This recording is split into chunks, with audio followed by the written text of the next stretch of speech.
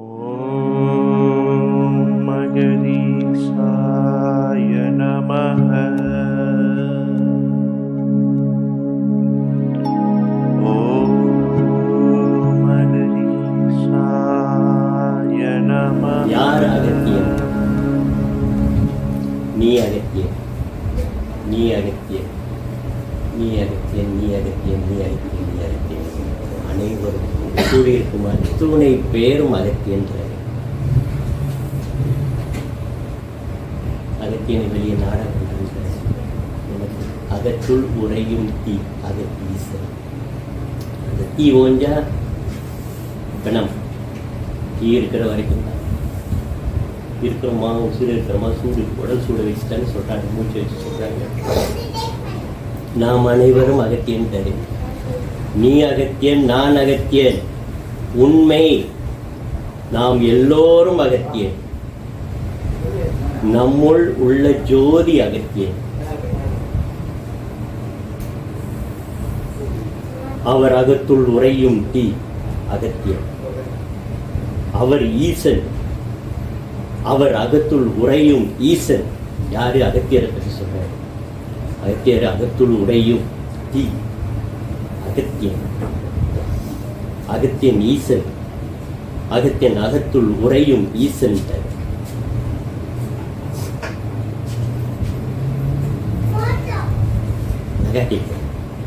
சரி, நாம் தான் அகத்தியன். கேட்கிறாரு, ஏன் நாம் அவரை உணர்வதில்லை? ஏன் அகத்தியனை உணர்வதில்லை? ஏன் நாம் இதனை உணர்வதில்லை? ஏன் அகத்தியன் உணர்வதில்லை? அதாவது நாம் அகத்தியன்னு ஏன் நம்மளால உணர முடியல? நான் சண்முகம், நான் மகேஸ்வரி, நான் மகேந்திரன், இப்படிதான் போயிட்டு இருக்கு. நான் தந்தை, குழந்தை, பேரன், பேத்தி, இப்படித்தான். அப்படியே சொல்றாரு, நான் பக்குவம் அடையும், அதனால்தான் உணரவில்லை. பக்குவம் அடைந்து விட்டால் நீ வேறு நான் வேறு இல்லை அப்படின்னு வந்துடும். அந்த நிலைக்கு வந்துடும். நீ நான், நானே நான், நீ சொல்கிறாங்க, அதெல்லாம் வந்துடும். நாம் பக்குவம் அடையவில்லை. நாம் ஆத்மா பக்குவம் அடைந்தால், இங்கே வராது ஆத்மா விஷயத்துக்கு வராது. நாம் ஆத்மா பக்குவம் அடைந்தால் நாம் இதனை உணர்வோம். இதெல்லாம் ஆத்மாவை தெரிஞ்சுக்கணும்னு அவர் வந்தாருன்னா இங்கே நம்மளை பார்க்கறது இல்லை. நீங்கள் பெண்ணா, ஆனா, சிவப்பா, கருப்பா, முதியோரா, இல்லை இந்த சின்ன சிறுலாம் பார்க்குறேன். அவள் அந்த ஆத்மாவை தான் பார்க்குறேன். அவர் பேசுறது இந்த ஆத்மா தான் பேசுகிறேன். அவர் கேள்வி கேட்குறதுலாம் நம்மளே நோக்கி இல்லை, நம்ம பதில் சொல்கிறோம் என்னமோ நம்மளை கேட்குற மாதிரி. ஆனால் அவர் அந்த ஆத்மாவை கேட்குறார். முதலில் ஓகே, நாம் பக்குவம் அடைவதில்லை. நாம் ஆத்மா பக்குவம் அடைந்தால் நாம் இதனை உணர்வோம். நாம் எப்படி பக்குவம் அடைவது? பாருங்க, எவ்வளோ ஒரு எளிதான் வினா விடை மாதிரி. வினாவை போட்டு பதிலே அவரே சொல்லிடுறாரு. எளிய முறையில் அந்த விஷயத்தை கொண்டு வர்றாரு. அந்த ஆத்மா சமாச்சாரம்.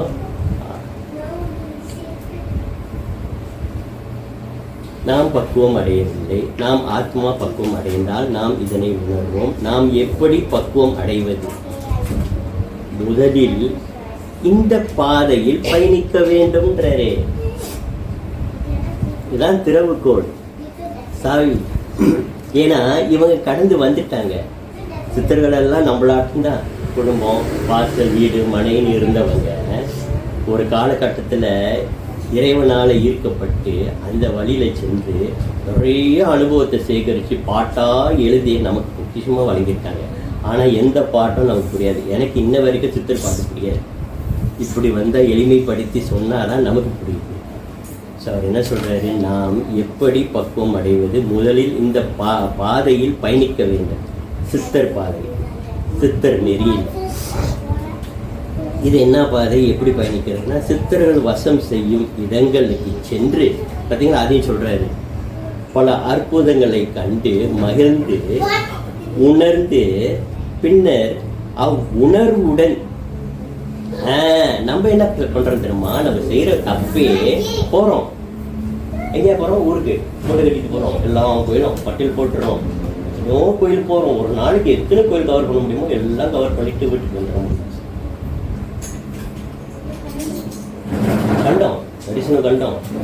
எல்லா கோயிலில் எல்லாம் தரிசனமும் பார்த்தோம். வந்து போனாங்க போனோம், அங்கே போனோம், எல்லாம் பேசுவோம். ஆனால் அவர் என்ன சொல்லுவார் பாருங்க, சித்தர்கள் வசம் செய்யும் இடங்களுக்கு சென்று பல அற்புதங்களை கண்டு, அதெல்லாம் கண்டிருக்கோம், மகிழ்ந்து ஆனந்தமா இருந்திருக்கு. உணர்ந்து பின்னர் அவ்வுணர்வுடன் இல்லம் திருமணம்ன்றாரு. அந்த உணர்வு, அந்த அனுபவத்தை சுமந்து வரணும். நம்ம விட்டுடுறோம், மறந்துடுறோம். ரொம்ப பேர் தானே ஊருக்கு போனேன்னா, ஆமாம் போனேன், ஏதோ ஒரு கோயில் ஞாபகம் வச்சிருக்க மாட்டாங்க. போகிறாங்க 1000 கோயில். எதுக்கு? ஒன்னால ஒரு கோயில் கூட ஞாபகம் வச்சுக்க முடியல. போனப்பா, அந்த சென்னையை தாண்டி ஒரு 30 கிலோமீட்டர் போகிறோம். அந்த சமயம் போனோம், நல்லா கொளுத்துற வெயில், இதெல்லாம் தெரியும். ஆனால் என்ன கோயில், என்ன சாமி இருந்தது தெரியாது. இதைத்தான் அது சொல்கிறாரு. அந்த உணர்வை அவ்வுணர்வுடன் இல்லம் திரும்பி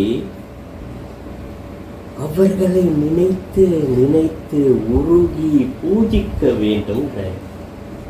இப்போ அகத்தியங்க யாரும் தெரியல, ஆனால் போயிட்டோம். எங்கள் அகஸ்தியம்பள்ளிக்கு போயிட்டோம். அங்கே ஏதாவது ஒரு காட்சியோ அற்புதமோ நிகழ்த்துறாரு.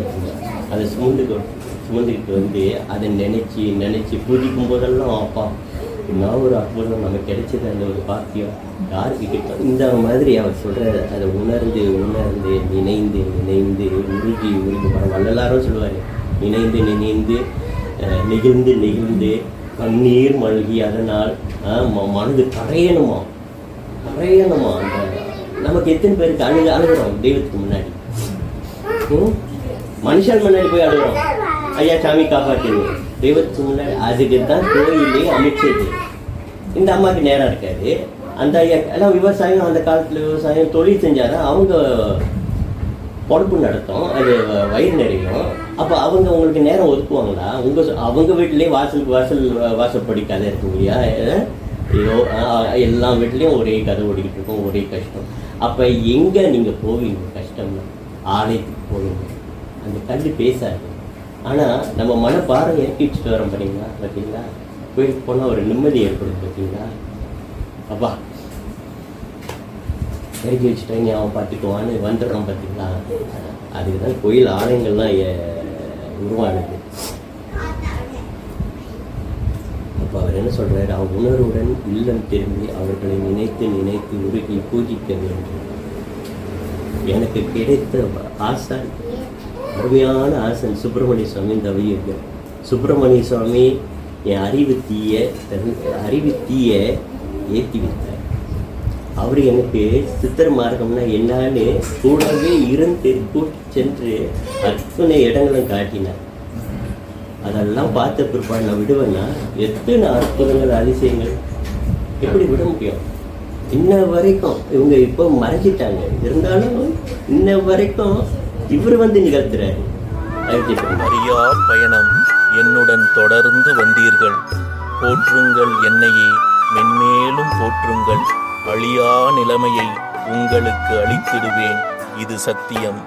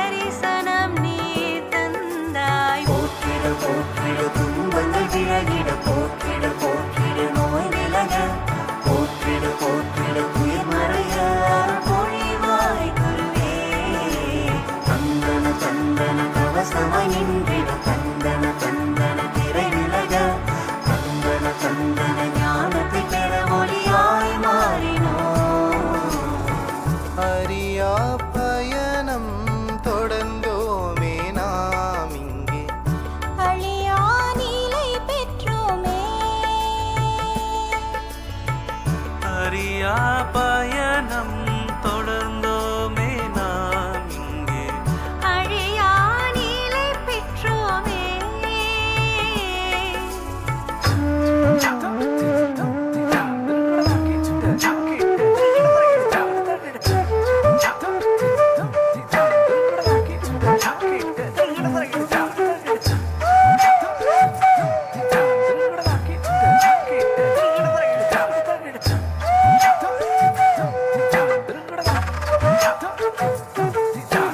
நான் என்று அறிமுகம் செய்தவர் உள்வினையை அறிய செய்தாய் யாகம் அதில் சுடரொளியாய் வினையாவும் நீயே ஏற்றாய் ஞானம் அது வழங்கிட வந்தவர் ஞான கோட்டம் வந்தமர்ந்தாய் அன்னம் இட அமுத சுரபியாய் பசியாவும் தீர்த்தாய் இவ்வாழ்வின் பயன் கண்டோம் இனி ஏது துயரம் அப்பா உந்த நாமம் என்று சொல்ல சொல்ல மனம் சாந்தம் நிரம்பி எங்கு வழியுதே அட உன் மேலே ஆசையப்பா என் மெய் எல்லாம் குளிர்ந்ததப்பா மதி நிறைந்து ஒளிர்ந்ததப்பா நீயே பரமானந்தம் போற்றிட போற்றிட துன்பங்கள் விலகிட போற்றிட போற்றிட நோய் விலக போற்றிட போற்றிட துயமறைய பொழிவாய் குருவே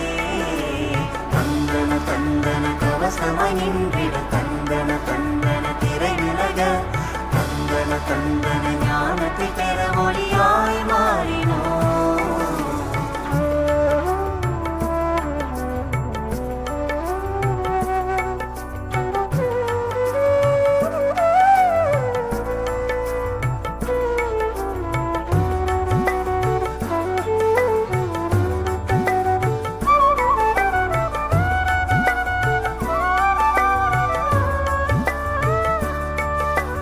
ஓர் மகனாய் உன்னிடம் வந்தேன் சாலோக்கிய நிலையறிந்தேன் சரியை பின் கிரியை உணர்ந்தேன் சாமீபியமாக நின்றாய் யோகத்தால் அமுதம் பரவிட சாரோப்பிய படியடைந்தேன் ஞானத்தின் கதவு திறந்திட இனி சாயுஜம் என்னாலோ இந்நிலையை நான் அடைய சத்குருவாய் வந்தாய் அப்பா உந்தன் அழகை இங்கு ரசிக்க ரசிக்க மனம் பரவசமாகி மகிழுதே அட உன் மேலே ஆசையப்பா என் மெய் எல்லாம் குளிர்ந்ததப்பா மதி நிறைந்து ஒளிர்ந்ததப்பா நீயே பரமானந்தம் போற்றிட போற்றிட துன்பங்கள் விலகிட போற்றிட போற்றிட நோய் விலக போற்றிட போற்றிட துயமறைய பொழிவாய் குருவே தந்தன தந்தன கவசமாய் நின்றிட தந்தன தந்தன திரை விலக தந்தன தந்தன ஞானத்தை பெற ஒளியாய் மாறினோ அறியா பயணம் தொடர்ந்தோமே நாம் இங்கே அழியா நிலை பெற்றோமே மௌன ஞானம் நீயும் அளிக்க கருணை விழி நீ திறக்க என்ன தவமோ என்ன வரமோ உனது பாதம் சரணடைய ஈசாகதேசா தரிசனம் நீ தந்தாய் போற்றிட போற்றிட துன்பங்கள் விலகிட போற்றிட போற்றிட நோய் விலக போற்றிட போற்றிட துயமறைய பொழிவாய் குருவே தந்தன தந்தன கவசமாய் நின்றிட தந்தன தந்தன திரை விலக தந்தன தந்தன ஞானத்தை பெற ஒளியாய் மாறினோ சித்தன் இறங்கி வருவான் பார்த்தீங்களே யார் நம்புவான் அந்த அம்மா சொன்னது கூட்டிகிட்டு வரேன் சரிம்மா கூட்டிகிட்டு இங்கே வந்து நாங்கள் யாரையும் மறுத்ததில்லை அப்பாவோட இல்லம் இது அவர் தான் முடிவு பண்ணுவார் யார் வரணும் யார் போகணும் வந்து நிற்கிறாங்கன்னா அது அப்பா அனுப்பின ஆளாக இருக்கும் சரிம்மா பார்த்தீங்களா அவர் என்ன என்ற சொன்னார் நான் வரப்போகிறேன் இன்றைய பொழுது நான் வரப்போகிறேன் ஏன்னா காலமாக அப்பா கொஞ்சம் கோபமாகவே இருக்கிறாரு ஏன்னா பிள்ளைங்க சொல் பேச்சு கேட்பதில்லை வழிபாடு செய்வதில்லை, பயிற்சி போடுவதில்லை, உணவு முறைகளை சரிவரை கடைப்பிடிப்பதில்லை. இந்த அவங்க போக்கிலேயே போய்கிட்டு இருக்காங்க. ஆனால் கேட்டால் நான் சித்த மார்க்கெட்டில் இருக்கேன். அப்படிதான் இங்கே ஒரு வாலிபன் வந்தான். அது தெரிஞ்ச ஒரு பொண்ணு. அவங்க பேசிகிட்டு இருக்கும்போது சித்த மார்க்கத்தை பேசும்போது ரொம்ப அது சூடு பிடிச்சதான். சரி, எங்கள் மாமா சித்த மார்க்கத்தில் இருக்கிறாரு, வாங்க அங்கே வாங்க அப்படின்னு அழைச்சிட்டு வந்தா. அப்போ கேட்டேன், என்ன பண்ணுறாங்க? இல்லை, நான் இப்போ தான் 1 மாதமாக தியானம் பண்ணிட்டுருக்கேன் அப்படின்னு. தியானமாக சரி சார், கூப்பிட்டு உட்காருங்க. வந்து உட்காந்தா தியானம் பண்ணேன். அப்புறம் வந்ததான். சரி, வந்ததுமே சொன்னது, எங்கள் அம்மா அப்பாலாம் சித்த மார்க்கத்தில் இருக்காங்க. அப்படியா? சித்த மார்க்கத்தில் என்ன பண்ணுறாங்க? பூஜை பண்ணுறாங்களா? இல்லை. வேறு என்ன பண்ணுறாங்க? நிறைய புஸ்தகம் படிப்பாங்க. புஸ்தகம் படித்தா நீங்கள் சித்தன் ஆகிடணுமா? சித்தம் என்ன செய்தானோ அதை செய்தார். சித்தம் பூஜை செய்தான், பூஜித்தான். யாரை பூஜித்தான்? சிவபெருமான் பூஜித்தான், அம்பாளை பூஜித்தான், முருகப்பெருமான் பூஜித்தான். இந்த மாதிரி வீட்டில் பூஜிக்கணும், நேரடியாக பூஜிக்கணும். ஆண்டவனுக்கும் நமக்கும் நெருக்கம் நெகத்துக்கும் சலிக்கணும்னு வச்சுக்கோங்களேன். அவ்வளோ நெருக்கம். ஆனால் நம்ம என்ன நினைக்கிறோம், அவன் வெளியே தான் இருக்கான், அதுக்கு இடையில ஒருத்தன் வேணும், அவன் தான் நமக்கு ஆண்டவனை காட்டுவான்னு நினைக்கிறோம். ஆனால் இந்த மாதிரி குருமாருங்க வரும்போது அந்த உண்மையை உணர்த்திடுறாங்க. இல்லைடா, அருகாமையில் தான் இருக்கிறாரு, இங்கே தான் இருக்கிறாரு, வெளியே எதுவும் இல்லை, நீ பேசுங்க வராங்க, பேசுங்க அப்படின்ற.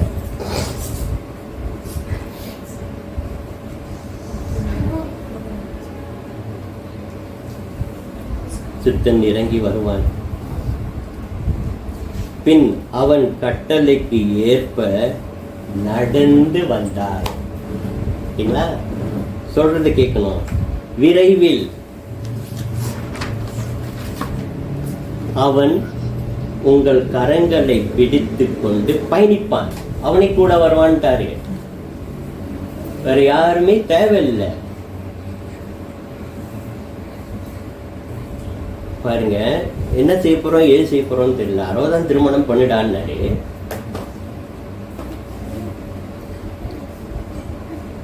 நான் சொன்னேன், எனக்கு 65 ஆச்சு சார். அப்போ 70 பண்ணுமான்னு வேடிக்கை சொன்னார்.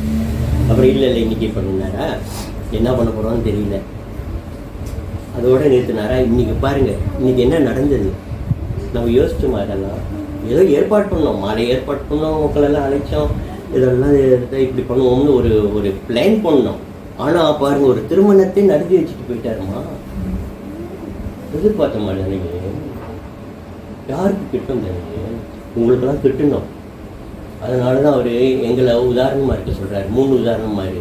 அப்போ உங்களுக்கும் அந்த எண்ணம் வரும், ஐயோ சாண்டையா கிட்டியதை எங்களுக்கும் கிட்டாரா அப்படின்னு அந்த எண்ணம் வரணும்னு சொல்லிட்டா இன்றைய ஒரு நாடகம் ஆடியதே லீலையே இதுதான் உங்களுக்குலாம் உணர்த்தணும் வர சொல்கிறேன்.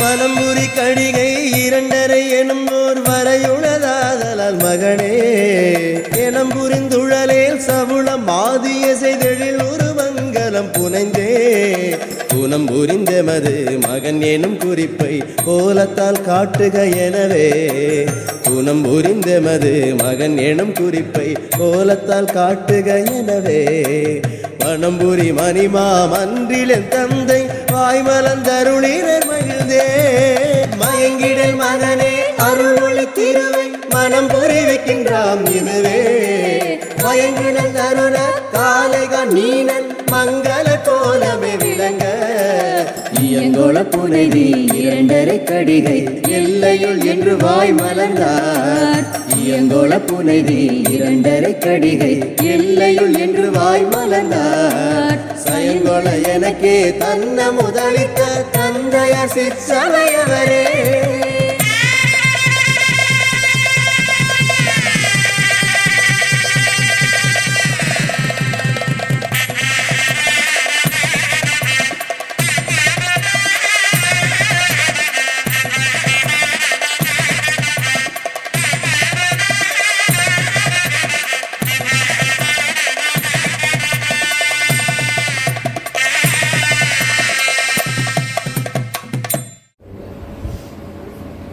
அவன் உங்கள் கரங்களை பிடித்துக் கொண்டு பயணிப்பான். இப்போது இந்த பயணம் மாறிடுச்சு பார்த்தீங்களா? இப்பயணம் வெளி பயணம் அன்று உள் பயணம் ஆகும். ஒரு கட்டம் வந்து இப்போ உங்களுக்குலாம் வெளி பயணம் தான். சட்டுன்னு தாவிடாதீங்க.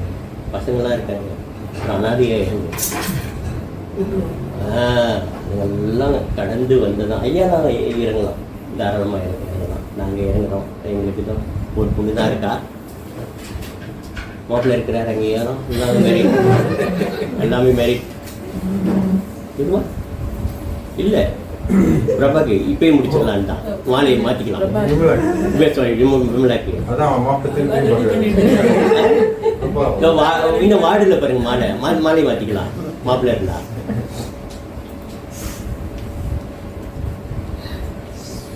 எங்களுக்கு சொல்றாரு உள் பயணமாகும். அப்போ கூட சொன்னார், இங்கே ஆத்மா விசாரத்தில் இறங்கு. உள் பயணத்திற்கு திறவுகோல் யோகம். அடுத்தபடிக்கு வராது. சரி, கிரியெல்லாம் பண்ணுறீங்க, கோயிலுக்கு போகிறீங்க, அது சரியே. செவ்வாய் வெள்ளியெல்லாம் கோயிலுக்கு போகிறீங்க, சரியே. அப்புறம் பசங்களுக்கு வேணுமே, தெரியணுமே கடவுள் எங்கே இருக்கிறாரு ஆலயத்தில், அதெல்லாம் சொல்லி கொடுத்துட்டீங்களா? அப்புறம் கிரியை பண்ணுறீங்களா?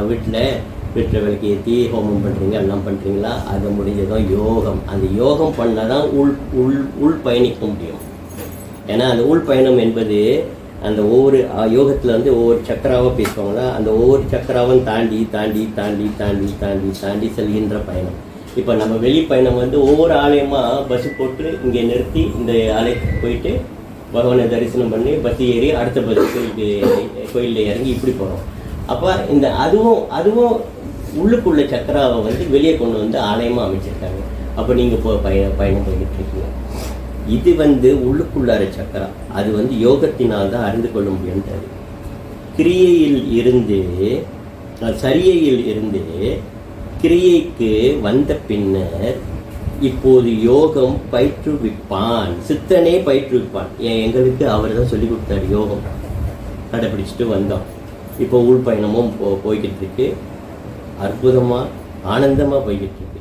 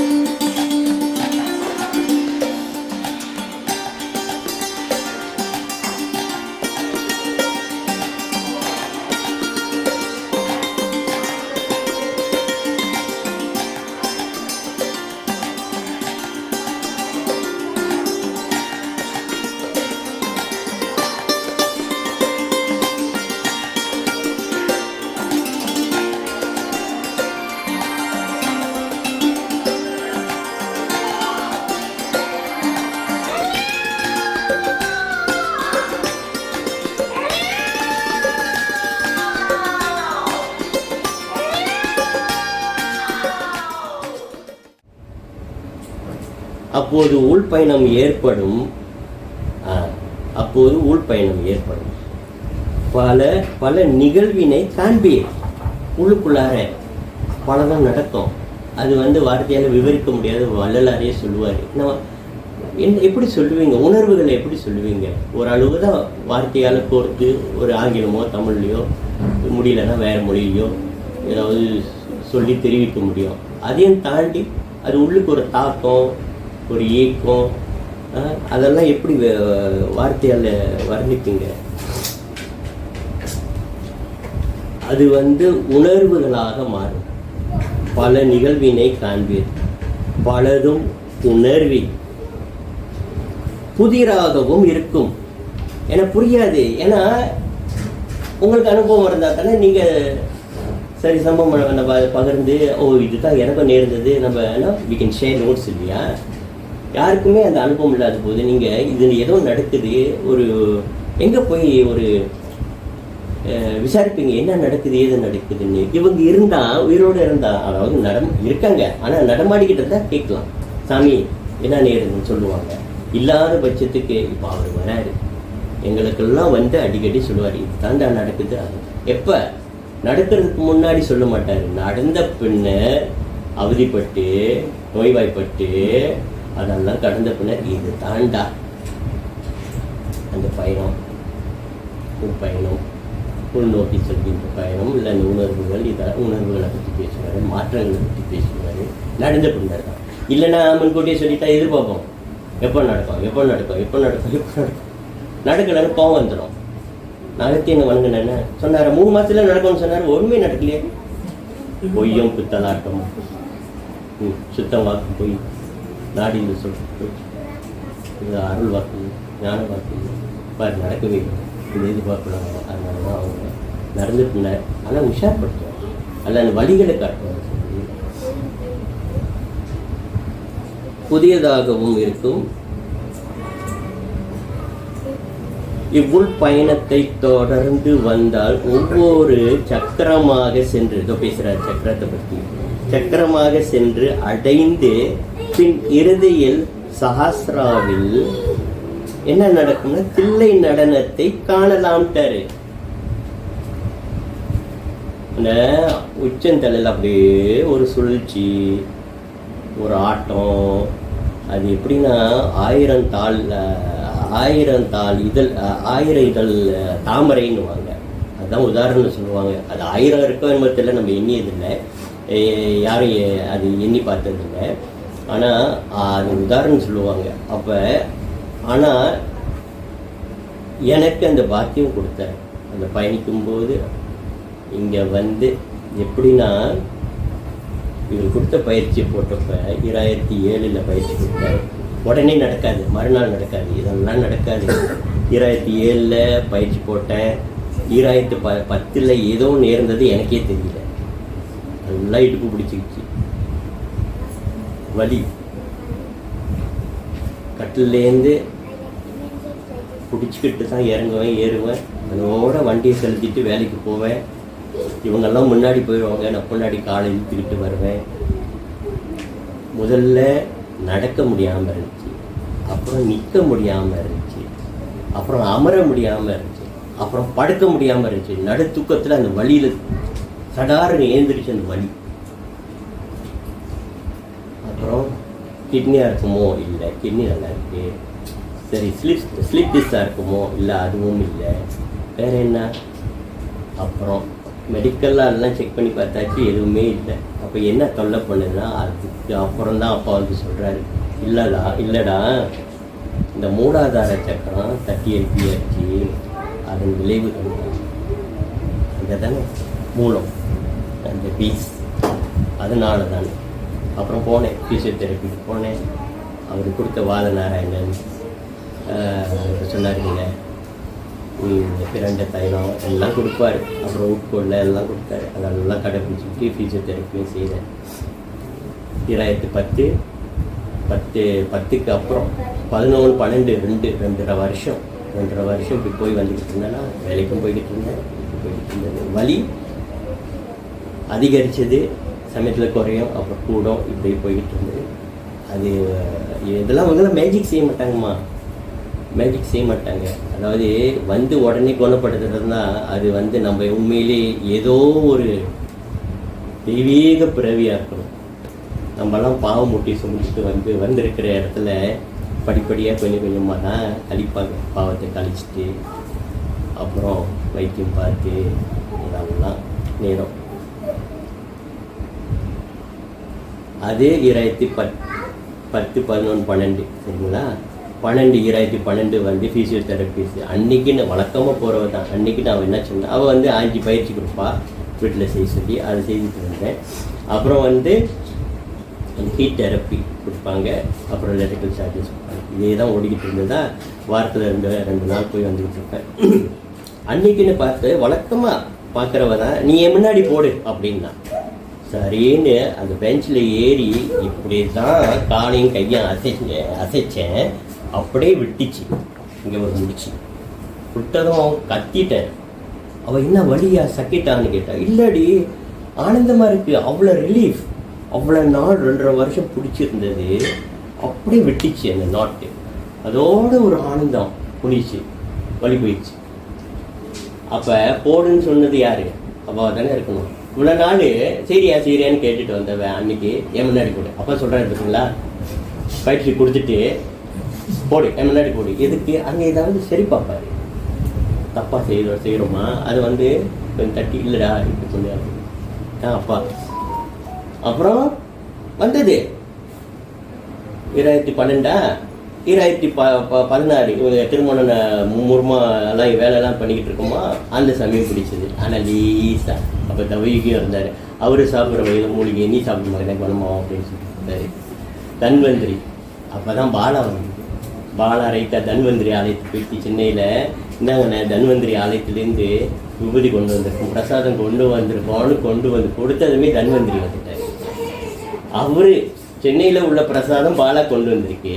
இவர் தன்வந்திரி அந்த விபூதியை எடுத்து எனக்கு பூசி விட்டு அப்புறம் வைத்தியம்லாம் சொன்னார். இதோட மறைஞ்சிச்சு, லேசாக வந்து போயிடுச்சு. அப்புறம் கல்யாண வேலைலாம் முடிச்சா 2018 வந்துச்சுப்பா. எனக்கு எப்படி வந்துச்சுன்னா, ஆரம்பத்தில் இந்த வள்ளலார் சொல்லுவார், கபத்தை காலில் எடுக்கணும். அப்போ அந்த விரலில் இந்த கரிசலாங்கண்ணி கொஞ்சம் தேய்ச்சி அது தொட்டு அந்த இங்கே தான் பசை இருக்கேன், நீர் பச்சை ஒட்டிக்குமா, அது அப்படியே அந்த ஊழ்நாக்கு அப்படியே தேய்ச்சோம்னா அந்த கபம் ஒழியாகும். ஏன்னா கபம் தான் நம்மளுக்கு கொள்ளுது. வயசானவங்க நல்லா இருப்பாங்க, பல்லாம் நல்லா இருப்போம் இல்லைங்களா. நானே நல்லா இருந்தேன். அன்னைக்கு யதார்த்தமாக டாக்டர்கிட்ட போனால் நிறைய நெஞ்சு சளி இருக்குன்றாரு. மூச்சு வாங்குதா? அது இல்லையே, நான் அன்றாட நடலாம் பயிற்சிலாம் செய்கிறேன், யோகம் பண்ணுறேன்னு ஒன்றும் இல்லையே.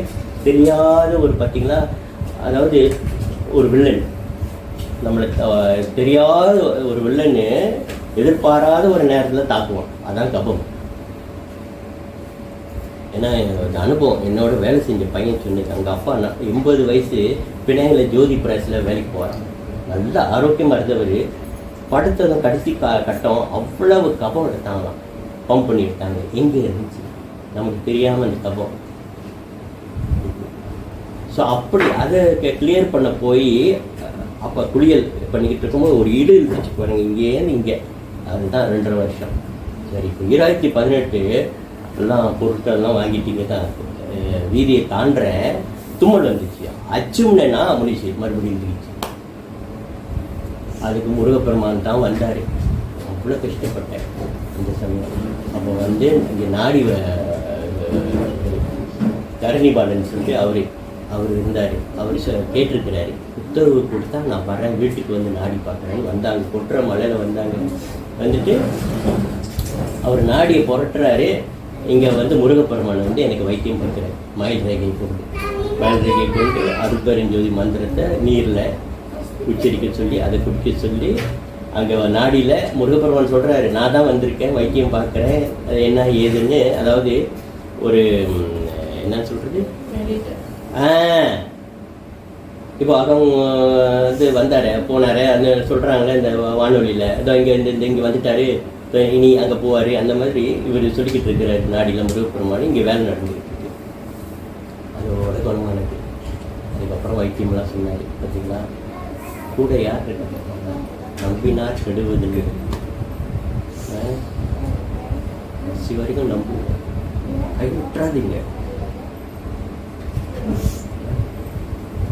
வரும் இந்த மாதிரி சோதனைலாம் வரும். நமக்கு வந்து இந்த அகத்தியனாவது சித்தனாவது வேண்டாம் சாமின்னு தூக்கி போட்டுட்டு போக சொன்னோம். ஆனால் உங்களை உண்மையிலே பாராட்டும். இவங்களா உங்கள் சூழ்நிலையில் இருந்த நானே தூக்கி போட்டு போயிட்டேன். எத்தனை பேர் தெரியுமா அந்த மாதிரி ஒருத்தர். அப்போ அப்படிதான்மா தெய்வம். நான் என் தெய்வத்தை கோச்சிக்கிட்டேன். 14 வருஷம் விலகி இருந்தேன். ஏன் கோச்சிக்க மாட்டோம் சொல்லுங்கள். சொந்தத்தில் உள்ள அவர் அம்மா சித்தாவண்டில் இருந்தேன். மாரியம்மன் கோயிலில் போயிட்டு சாமி கும்பிட்டுட்டு அங்கே தான் அந்த கோயிலெலாம் ரொம்ப தூரத்தில் இருக்கும், உள்ளுக்கு இருக்கும். அப்புறம் தென்னை மரமெல்லாம் இருக்கும். அப்புறம் ஒரு பாதை மாதிரி வந்தால் தான் மெயின் ரோடு சாலையிலையா டெக்ஸி எடுக்கிறதுக்காக இந்த டாக்ஸி என்ன பண்ணீங்க நிப்பாட்டி இந்த பக்கம் வரலாம், அந்த பக்கம் வந்து டாக்ஸி நிப்பாட்டினதும் இவங்க ரோடு தாண்டி ஆகணுமா போனாங்க, ஒரே அடி ஆன் த ஸ்பாட் இறந்துட்டாங்க. என்ன சொல்லுவீங்க? இப்போ தான் கையெடுத்து கும்பிட்டு முருகா அம்மா தாயே என்னை காப்பாற்று குடும்பத்தை காப்பாற்று பிரார்த்தனை போட்டவங்க அடுத்த நிமிஷம் உயிர் போச்சுன்னா நீங்கள் நம்புவீங்களா நம்ப மாட்டீங்களா? ஆனால் அவர் விட்டார், ஏன்னா அவர் நேவியில் இருந்தார், என்னோட விட்டார். தெய்வமாக அவர் மனைவி காப்பாற்றலையே அப்படின்னு விட்டவர் தான் முடிச்சு. ஏன்னா நான் வீட்டில் பூட்டி பண்ணுவோம். அப்போ பேச்சுலர் ஆகணும் காலையும் மாணவன் தெய்வம் நல்லது என்ன செய்யணும், ஏன் தெய்வம் இப்படிலாம் பண்ணுது, நல்லது என்ன செய்யணும். ஜீவமாக நிறைய சமூகங்கள் பார்க்கும்போது எனக்கு தெய்வம் இருக்கா இல்லையா அப்படின்னு சந்தேகம் வரும்போது இந்த ஒரு குழப்பம்னு வந்துட்டா எங்கே பிடிச்சி பிடிச்சிரும் பைத்தியக்காரனாக இவனும் தெரியவா ஆரம்பிச்சிருவான்னு சொல்லிட்டு சிவபெருமான் அருமையான ஒரு கனவு வந்து சிவபெருமான் இந்த கனவுல வந்து பார்த்துருப்பீங்க வடநாட்டில் அந்த மாப்பிள் சிவபெருமான் அப்படியே இருந்தாரா, அப்படியே ஒரு புன்முறுவல். அப்புறம் கண்ணை திறந்தாரு, அதுக்கப்புறம் ஜோதி தான். என்ன தெரியுமா அசரீதியாக சொல்கிறாரு, உன் கேள்வி தான் பிற்பாடு வச்சுக்கணும். ரொம்ப கேள்வி கேட்டுட்டேன், பதில் கிடைக்காது, இப்போதைக்கு அனுபவம் தான் உனக்கு நடத்தும் அப்படின்றாரு. ஆனால் அவர் சொன்ன விஷயம் ஒன்று தான். இப்போ நான் இவ்வளோ பேசுகிறேன், ஆனால் அன்றைக்கி சொன்னது உன் கேள்வியை பிற்பாடு வச்சுக்கணும். 14 வருஷம் நல்லா தள்ளி போட்டுட்டு திருமணம் பண்ணேன், குடும்பத்தை பார்த்தேன், எல்லாம் பார்த்து முடிச்சுட்டு அப்புறம் 2001 மறுபடி எழுதுக்கிட்டாரு. 2002 நாடி பார்த்து இப்போ பாருங்க பயணிக்கிறோம் பார்த்தீங்களா. காரணத்தோடு தான் அவங்க வந்து நம்மளை மகிழனை கூட தடுத்து வச்சார், ரொம்ப மும்முரமாக ஈடுபடாதேன்னு. சின்ன குழந்தைகள் இருக்குமா, நீ சிவான்னு போயிட்டுனா அதுங்களை யார் பார்த்துக்குவா? அவர் நியாயமான குரு. அதெல்லாம் முடிச்சுட்டு வான்னு தான் சொல்கிறாரு, அதெல்லாம் சொல்லுவார், முடிச்சுட்டு வா. அம்மா இருக்காங்கன்னா அந்த கடமையை பாரு, அப்பா இருக்காங்கன்னா அந்த கடமை, மனைவி இருக்காங்கன்னா அந்த கடமையை பாரு. இது சிறப்பு என்னன்னா கணவன் மனைவி ஒரே பாதையில் ஒரே சிந்தனையாக இருந்து செயல்படுறது எவ்வளோ சிறப்பு. எத்தனை பேர் அந்த மாதிரி இருப்பாங்க. இவங்கெல்லாம் அப்பா ஓய்யோ அதிர்ஷ்டசாலி. ஏன்னா ஒருத்தர் நான் இந்த சாமியை வழிபாடு பண்ணுறேன், நான் அந்த குரு வழிபாடு பண்ணுறேன்னு இப்படியே திசை மாதிரி போகிற நிறைய இருக்குது, பார்த்துருக்கோம் இல்லைங்களா. அது இணைஞ்சி ஒரு நிகழ்ச்சியில் ஒரு வீட்டு பூஜையோ ஒரு கூட்டு பிரார்த்தனையோ அமர முடியாது அவங்களால. ஏன்னா அவங்களோட அந்த மாதிரி அது போயிட்டு புதிராகவும் இருக்கும், புதியதுவாகவும் இருக்கும். தண்ணி எடுத்தார்.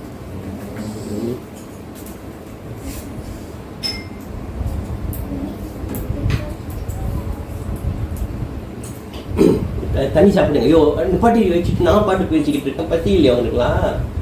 2 நல்ல பசி ஒரு பக்கம் இருக்குப்பா. சொல்லி முடிச்சா உங்க கூட தான் சாப்பிடுவோம், அதுதான் வெயிட்டிங். இல்லைக்கா ஒரு நாள் பசியா இருங்க. இல்ல அத கேக்குறது பசின்றாரு. ஓ இது கேக்குறது பசி. அதான் நல்லா கத்துக்கிட்டீங்க பேச.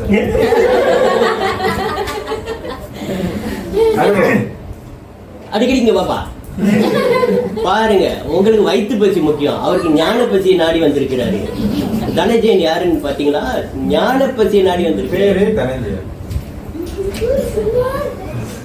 சரி, நான் விளக்கம் சொல்ல போறது ஏன் கதை ஓட்ட போறது இல்ல, அவர் ஓட்டிடுறேன். உள் பயணத்தை தொடர்ந்து வந்தால் ஒவ்வொரு சக்கரமாக சென்று அடைந்து பின் இறுதியில் சாஸ்திராவில் தில்லை நடனத்தை காணலாம். என் நேரமும் அங்கு 1000 தாள் மலர் விரிந்து கொண்டே செல்லுமா. அருட்ஜோதி அங்கு வந்து உறையும். பார்த்தீங்களா, அருட்ஜோதி வந்து இறங்கும், அங்க வந்து உறையும். பின் அதன் பிரகாசம் உட்சென்று பாருங்க, பின் அதன் பிரகாசம் உட்சென்று வெளியிலிருந்து வந்து உட்சென்று எப்படி குண்டலினி இன்னைக்கு தான் பேசுறாரு. குண்டலினி பற்றி இவ்வளவு நாள் அப்பா பேசுறதே இல்லை. எப்படி குண்டலினி ஒவ்வொரு சக்கரமாக மேலே சென்றதோ அதுபோல் இது அருட்ஜோதி அங்கு இங்கே வந்து உறையும். பின் அதன் பிரகாசம் உள் சென்று கழிவுகளை விலக்கி தூய்மை செய்து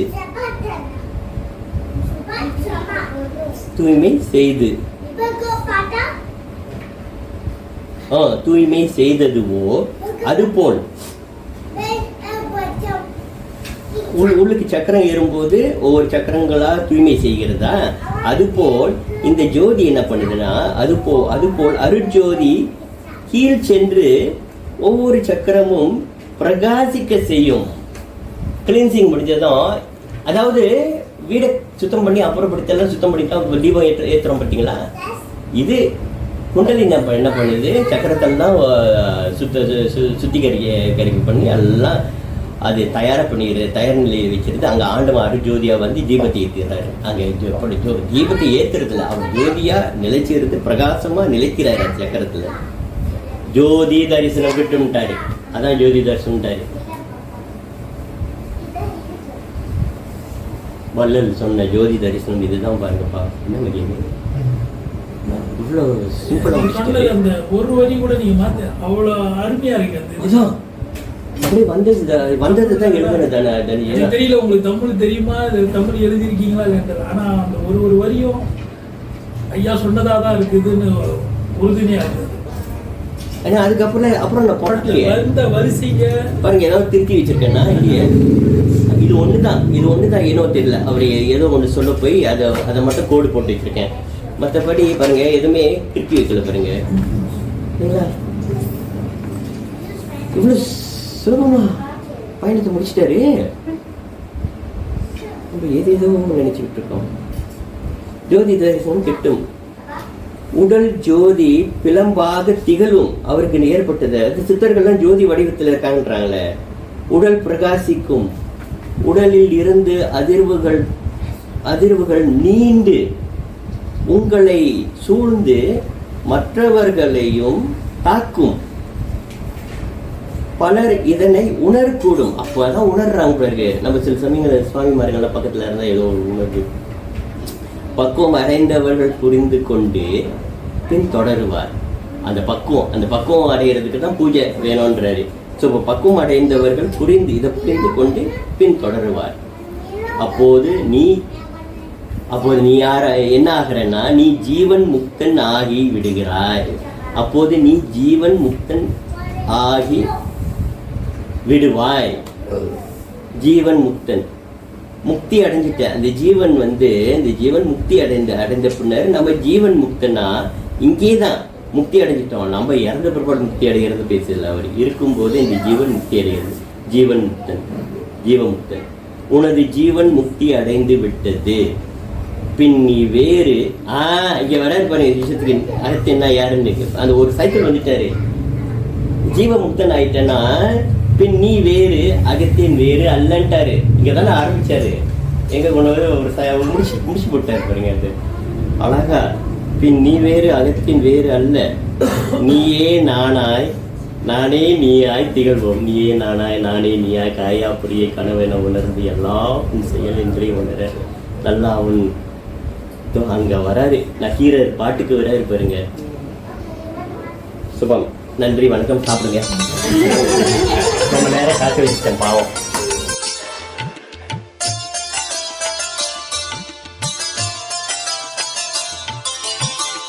ஆனி பொன்னம்பலத்தே கண்ட திரு காட்சியெல்லாம் அற்புத காட்சியடி அம்மா, அற்புத காட்சியடி. ஆனி பொன்னம்பலத்தே கண்ட திரு காட்சியெல்லாம் அற்புத காட்சியடி அம்மா, அற்புத காட்சியடி. ஜோதிமலை ஒன்று தோன்றிட்டில்லதில் ஒரு வீதி உண்டாச்சுதடி அம்மா, வீதி உண்டாச்சுதடி. வீதியிற் சென்றேனோ வீதி நடு ஒரு மேடை இருந்ததடி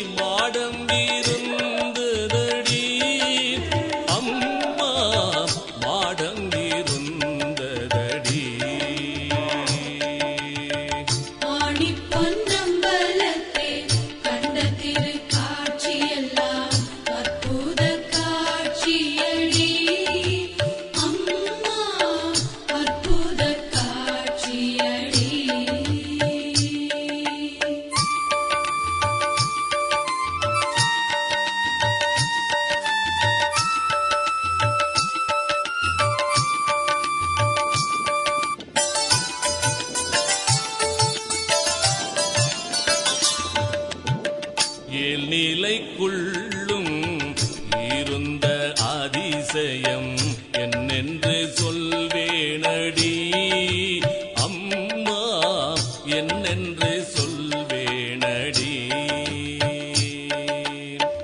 ஓர் நீலை தன்னில் ஒளிர்முத்து வெண்மணி சீர்நீலமாச்சுதடி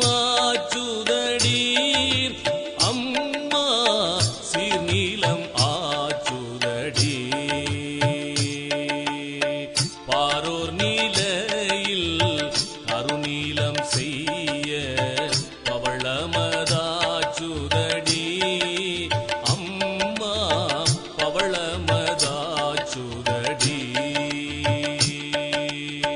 மற்றோர் நீலையில் மரகத பச்சை மாணிக்கம் ஆச்சுதடி அம்மா, மாணிக்கம் ஆச்சுதடி.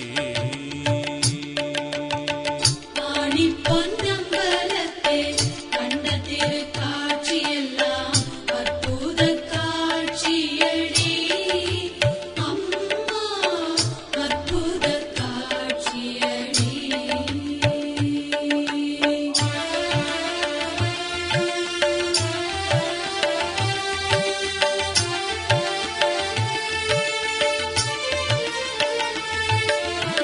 பின்னோர் நீலையில் பெருமுத்து வச்சிர பேர்மணியாச்சுதடி அம்மா, பேர்மணியாச்சுதடி. பேரோர் நீலையில் மிகுபவளத்திரள் வெண்மணியாச்சுதடி அம்மா, வெண்மணியாச்சுதடி.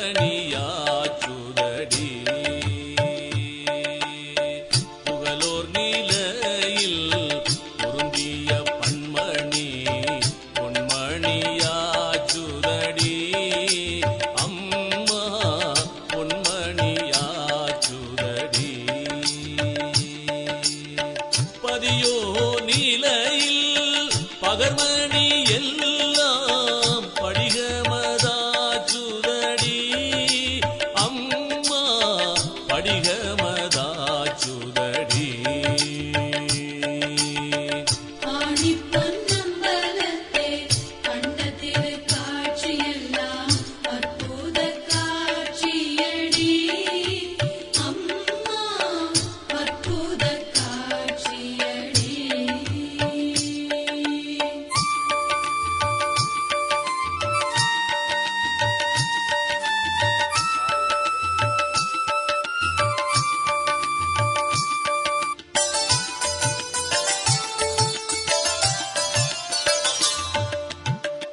ஏழ்நிலை மேலே இருந்ததோர் தம்பம் இசைந்த பொற்தம்பமடி அம்மா, இசைந்த பொற்தம்பமடி. பொற்றம்பம் கண்டேறும் போது நான் கண்டு புதுமை என் சொல்வேனடி அம்மா, புதுமை என் சொல்வேனடி.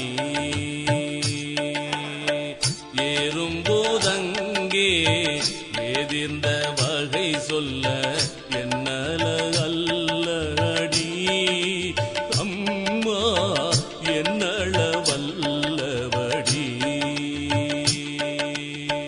ஆங்காங்கே சக்திகள் ஆயிரம் ஆயிரம் ஆக வந்தார்களடி அம்மா, ஆக வந்தார்களடி. ஆணி பொன்னம்பலத்தே கண்ட திருக்காட்சியெல்லாம் அற்புத காட்சியடி அம்மா, அற்புத காட்சியடி.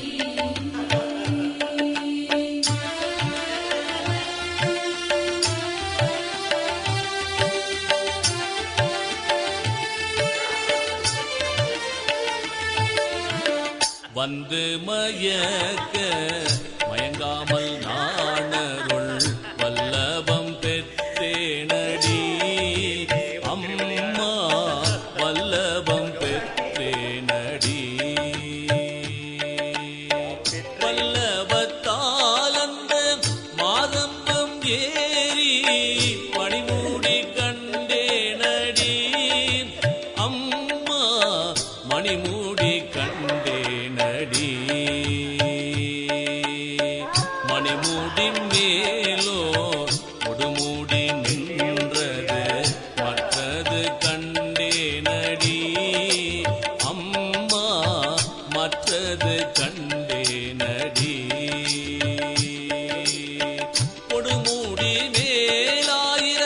வெட்டு மாற்று போர் கோயிலிருந்ததடி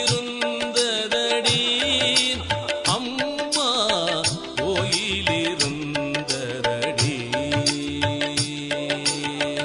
ஆணி பொன்னம்பலத்தே கண்ட திருக்காட்சியெல்லாம் அற்புத காட்சியடி அம்மா அற்புத காட்சியடி.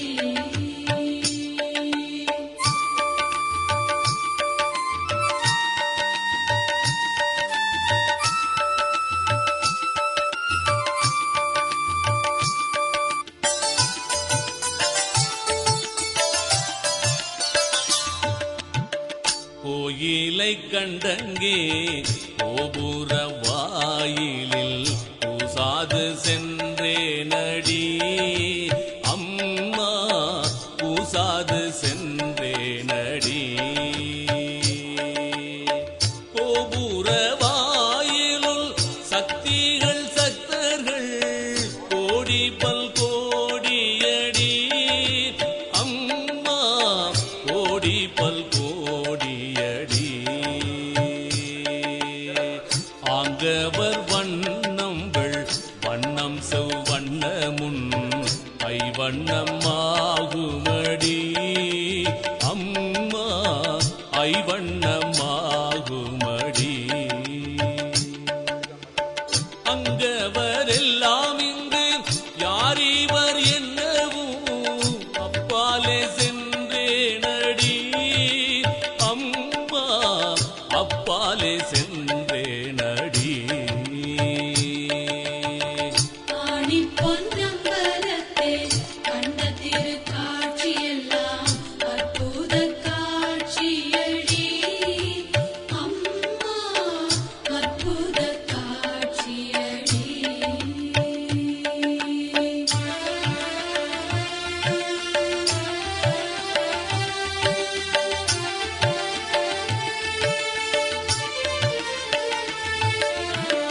அப்பாலே சென்றேனங் ஓர் திருவாயிலில் ஐவரிருந்தாரடி அம்மா ஐவரிருந்தாரடி.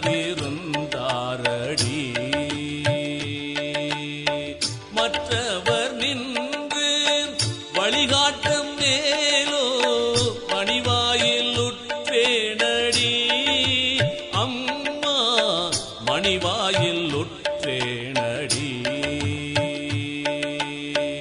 என்ன மௌவாயிலில் என்னோடு ஆனாக இருவரிருந்தாரடி அம்மா இருவரிருந்தாரடி.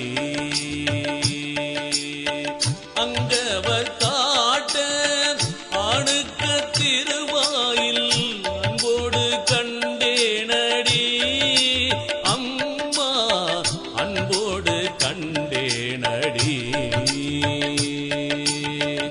ஆணி பொன்னம்பலத்தே கண்ட திருக்காட்சியெல்லாம் அற்புத காட்சியடி அம்மா அற்புத காட்சியடி.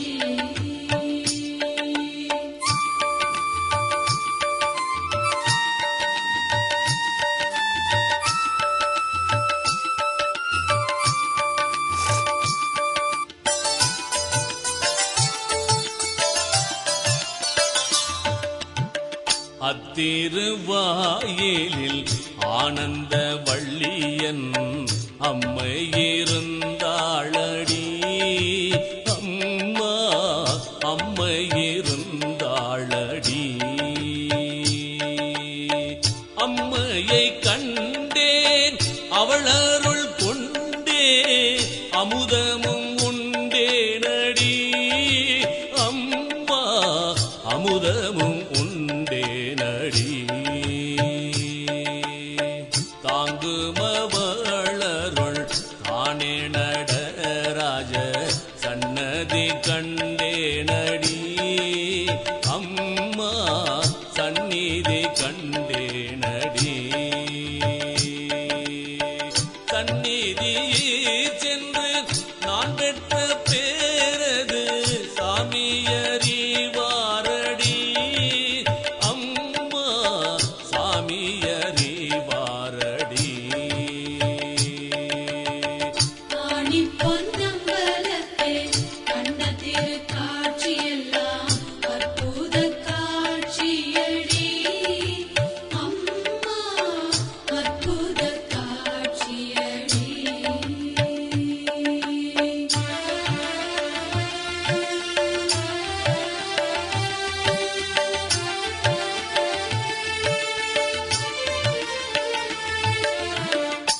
வானத்தின் மீது மயிலாடக் கண்டே மயில் கூயில்லா சுதடி அக்கச்சி மயில் கூயில்லா சுதடி